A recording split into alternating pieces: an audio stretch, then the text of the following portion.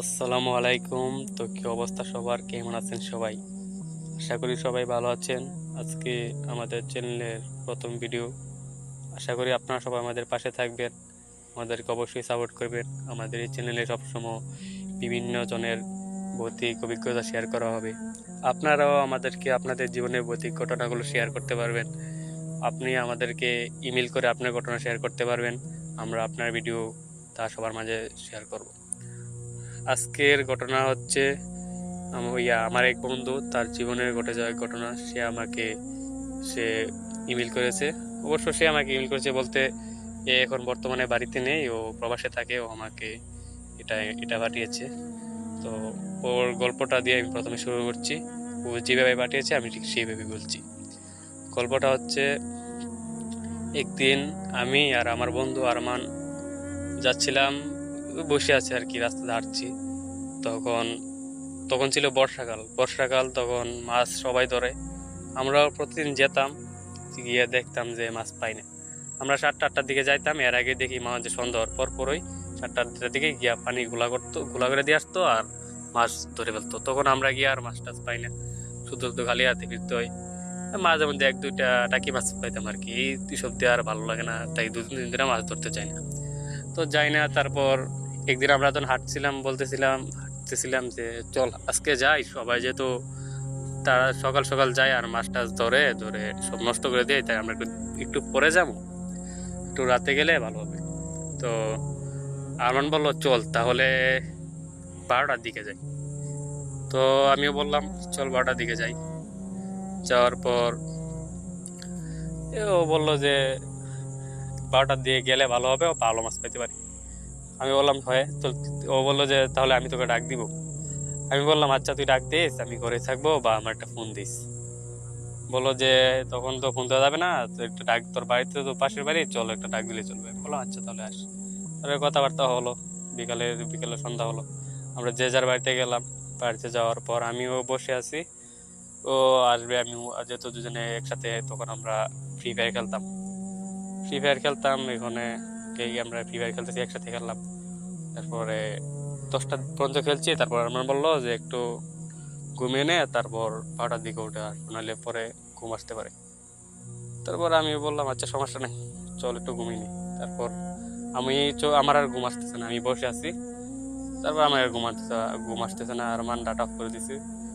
তারপর এই বাজতে হঠাৎ করে মোবাইল টিপতে টিপতে টিপতে তখন হঠাৎ করে 12টা বেজে গেছে। তারপর আমি বললাম যে সে এখন আসতেছে না, ওকে একটা ফোন দিলাম। ও দেখি ডাটা অফ। তারপর ওরে আর বললাম যে মনে আসবে না, ঘুমিয়ে যাই আমি। তারপর দেখলাম যে দরজা মধ্যে ঢুকাই যাচ্ছে, একটা ডাক দিছে, ইয়া আলিফ। তারপর আমি বললাম কে, আর আসছিস? হ্যাঁ আয়, মাছ ধরবি না? আমি বললাম হয়, দাঁড়া দাঁড়া। তারপর আমি বের হলাম। বের হওয়ার পর দেখি যে ও একটা ব্যাগ আর একটা লাইট আর চল নিয়ে দাঁড়িয়ে আছে, মাছ ধরার চল।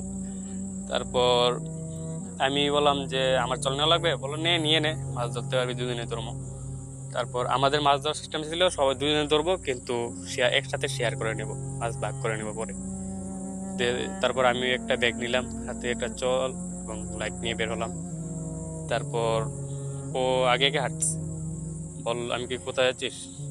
ও আর কথা বলো না, বললে আয়। তারপর এটা ছিল একটা বড় বিল। বিলের মাঝখানে যাইতে যাইতে মাছ পাওয়া যায় মূলত বিলের মাঝখানে। তারপর আমি ওর সাথে হাঁটতেছি। তো বিলের মাঝখানে একটা পার আছে, অনেক বড় একটা পার। অত যে বেকু আছে না, বেকু দিয়ে পার কেটে রাখছে, অনেক বছর হয়ে গেছে, গাছ গাছালি পুরো জঙ্গলের মতো অবস্থা। ওই উপর দিয়েও আমার নিয়ে যাচ্ছে। আমি বললাম যে কিরি, পাড়ের উপর দিয়ে যাবি? বললো তুই আমার সাথে আয়। তারপর পাড়ের উপর দিয়ে গেলাম, পাড়ের অপোজিটে গেলাম। যার পর এখানে নামতে নামতে একবার বিলের মাঝখানে গেছি। বিলের মাঝখানে যাওয়ার পর ও বললো যে চল মাছ ধরি। তারপরে আমি দেখলাম যে মাছ ধরতেছি, মানে ওই দিন এত পরিমাণ মাছ, প্রচুর পরিমাণ মাছ। তারপর আমি মাছ ধরতেছি। তারপর দুজনে মিললে একটা একটা ব্যাগ ভরে ফেলছি। মানে কি মাছ ছিল আপনার? ওই দিন আপনার শোল মাছ ছিল, ওই মাগুর মাছ ছিল, তারপরে বড় বড় কই মাছ ছিল। তারপর আমরা অনেকগুলা মাছ ধরছি, মানে একটা ব্যাগ বলতে বলতে মানে হাফ ব্যাগ পর্যন্ত আর কি, এটাই আমরা আর এক ব্যাগ ধরি। তারপরে মাছ পাওয়ার পরে আপনার ও বলতেছে যে তুই তুই যা, আমি একটু বসি, আমি ক্লান্ত হয়ে গেছি। তখন আমি ওর সামনে ছিল তো, ও বেশি ধরতো, আর আমি চল নিয়ে ওর পিছিয়ে ব্যাগ নিয়ে হাঁটতেছিলাম। তারপর ধরার পর ও বললো যে আমি তো এবার তুই ধর, আমি একটু বসি একটা ক্ষেতের পাশে। ও বসছে, বসে বলে যে আমি একটু দাঁড়াই, তুই যা। তারপর ও আমাকে ওর ওর ওর লাইটটাও আমাকে দিয়ে দিচ্ছে যে নে তুই তোর আমার লাইটটা নিয়ে নে, তোরটা চার্জ শেষ হলে তুই ধরতে পারবি। তারপর আমি গেলাম, হাতে ব্যাগটা আর চলটা নিয়ে গেলাম, ওর লাইটটা আমার সাথে আছে। আমি বললাম যদি লাইটটা থাকতে পারবি, আরে আমি থাকতে পারবো, তুই যা।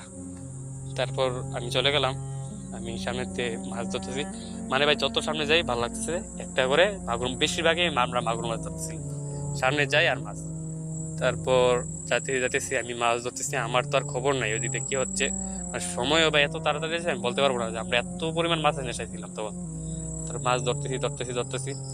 তারপর আমারও মনে করেন এখানে প্রচুর মাছ হয়ে গেছে, আমি বললাম যে থাক আজকে আর মাছ লাগবে না, অনেক অনেক মাছ হয়েছে মানে আমরা বললাম কি যে একটা ব্যাগ প্রায় অর্ধেক ব্যাগের মতো করে আসছি, মানে পুরো এক ব্যাগ মাছ বলতাম আর কি। আমরা এখানে এক ব্যাগ নিয়ে দিয়ে আসছি, থাক যা আছে তা নিয়ে ভাই চলে যাবো। তারপর আমি আমার মাছ ধরা শেষ, আমি আসলাম ওর দিকে লাইটটি, আমি আস্তে আস্তে ওর সামনে আসলাম, লাইটটা ওর দিক বরাবর দেওয়ার পর দেখলাম তো ফিরে আসে। আমি বললাম তো ওইদিকেও পাশ কাটি ফিরে আসছে, দেখে আসি। আমি যাবো এখানে, ওর আমি যাচ্ছি ওর কাছে। ও দেখি যে ওর অঙ্গে নড়তেছে, হাতের মুখের দিকে হাত দিচ্ছে। তারপর আমার তো একটু অবাক লাগলো। তারপর আমি ওর কাছে যাইতেছি। তারপর কাছে যাওয়ার পর মানে কি কি বলবো, ও বললাম কি রে, কি হয়েছে, তুই কি করছিস এখানে, মানে ও আমার তো বাসার সামনে। তারপর ও আমার দিকে ফিরার পর তো ভাই আমি দেখি ওর চোখ লাল লাল হয়েছে, ওর জিভ বাটা বের হয়ে আছে, মানে ওর চেহারা একটা বিভৎস অবস্থা, আর মুখে মাছের রক্ত লেগে আছে, কাঁচা মাছ খাচ্ছে, মানে এমন একটা অবস্থা ভাই আমার দেখে আমার অবস্থা অনেক খারাপ, বিশ্বাস করবি না। তারপর আমি আমি ওর দিকে তার শুধু টাকায় আমার এমন অবস্থা, আমার শরীর কাঁপন দেওয়া শুরু করছে, আবার বলতে নেই মাছ খাবি, মাছ খা। আমার তো ভাই দেখে এমন অবস্থা খারাপ, আমি জল ফালাইয়া ব্যাগ ফালাইয়া ভাই আমি লাইট নিয়ে একটা দৌড় সোজা, আমি সোজা যে দিকে পারতেছি, মানে আমাদের বিলের মাঝখান থেকে পাশের গ্রাম একটু কাছে, আমরা একটু মাঝখানে গেছিলাম তো, আমাদের বাড়িটা একটু দূরে হয়ে গেছে। পরে আমি দৌড়াতে ওই যে পাশের গ্রামে দৌড়াইতেছি, মানে অনেক আমি যেমনি পারছি। তারপর আমি কিছুক্ষণ ধরে আমার পিছন দিকে তাকাই যে ও আমার দিকে আসতেছে, বলছে এই দাঁড়া দাঁড়া, মানে ওর অবস্থা আরো বিভৎস হয়ে গেছে, অনেক লম্বা পাগুলো, অনেক লম্বা, মাথাটা অনেক বড় হয়ে গেছে, আর জিভটা বের হয়েছে, আর চোখগুলা মানে বড় বড় হয়ে আছে। যেমন আমি লাইট টিপ দিয়ে দেখলাম তখন, মানে আমার অবস্থা এত খারাপ, আমি তো দৌড়াইতে ভাই আমার অবস্থা এত খারাপ। তারপর দৌড়াইতে ওর হঠাৎ করে দেখলাম ফজর আজান দিয়েছে। আরে আমিও তো অবাক, মানে আমরা এতক্ষণ মাছ ধরলাম, 12টা বাজে আসলাম, তখন আজান দিয়েছে 4টায়, আর 4টা বাজে আপনার আজান দিছে, মানে আমি 4 ঘন্টা ধরে এখন আছি এখানে। তারপর আমার তো অবস্থা খারাপ, আমি ওর চেহারা দেখে তো আমার মাথা একেবারে মাথা, মানে আমার একটা কি, মানে কোনো কিছু দেখলে ইয়ে হলে আমার কিছু হলে আমার মাথা ব্যথা করে, আমার মাথা ব্যথা শুরু হয়েছে, আমার অবস্থা খারাপ। আজান দেওয়ার সাথে সাথে দেখি যেটা মিলে গেছে, হাওয়া মিলে গেছে, আমি তো অবাক কিরি, মানে ওনা পিছিয়ে দৌড়ে আসতেছে, কি চেহারা, ভয়ঙ্কর চেহারা, কেউ আয়তন অনেক বড় বিশাল। ও হঠাৎ করে আমার চোখের সামনে বাতাস মিলে গেছে। তারপর আমি কোনো রকমে আল্লাহর নাম লিয়া তো দূর শরীফ পড়তেছি, আমি দৌড়াইতে তারপর কোনো রকমে আমি পাশের গ্রামের একটা রাস্তায় আসি, আর রাস্তায় আসার পর আমি পড়ে যাই। তারপর সকাল চোখ খোলার পর আমি দেখি যে আমি একজনের বাসায় আমাকে বাড়িতে উঠানে নিয়ে মাদুর বিছিয়ে আমাকে শুয়ে রাখছে, তারপর মাথায় বাঁধ দিচ্ছে। এটা ওই গ্রামের মানুষ আমাকে অবশ্যই চিনে, কেন পাশের গ্রাম যেহেতু, আমি এখানে পাশের গ্রামে একটা হাই স্কুলে পড়তাম, অবশ্য আমাকে চিনে। তারপর আমাকে চেনার পর সকালে বললো যে শরীর অবস্থা কেমন হচ্ছে, ভালো আঙ্কেল, কিছু মানে আমার অনেক জ্বর হচ্ছে। তারপর আমার বাড়ির সাথে যোগাযোগ করে আমাকে বাড়িতে নিয়ে দিয়ে আসে। তারপর বাড়ি থেকে আমার ডাক্তার কাছে নেওয়ার পর দেখে যে আমার শরীরের জ্বর 102 ডিগ্রি পর্যন্ত, না 2 ডিগ্রি নাকি 3 ডিগ্রি পর্যন্ত গেছে। তারপরে তারপর আমাকে ডাক্তার ওষুধ দিল, শরীরের অবস্থা তো খারাপ। তারপরে বাড়িতে আসলাম, আমার অবস্থা খারাপ শুনে আবার আমার বন্ধুটা বাড়িতে আসছে। আমি অবশ্য বাড়িতে গল্পটা কাহিনীটা শেয়ার করিনি, ও যে ছিল ওটা আমি শেয়ার করিনি, কারণ পরে ওরে আবার মানে কিছু বাড়িতে বিচার টিচার দিবে।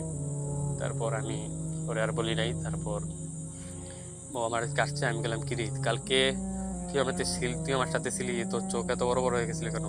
তুই তো আবার হাওয়ায় মিলাই গেলি, মানে আমি তোর এই অবস্থা হয়েছিলি কেন?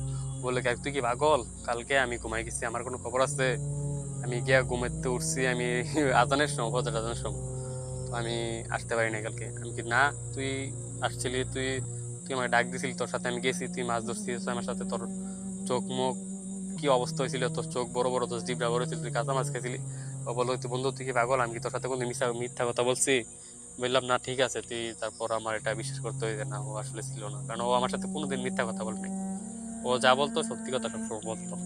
তারপর আমার পরিবেশের সাথে আমি পরে গল্পটা শেয়ার করি, কাহিনীটা শেয়ার করি। শেয়ার করার পর আমাকে আমার মা অনেক ধমকাইছে, বাড়ি থেকে অনেক শাসাইছে, যেহেতু আমি অনেকে তখন হাই স্কুলে পড়তাম, ক্লাস 10-এ পড়তাম, তখন এত বড় হয়নি।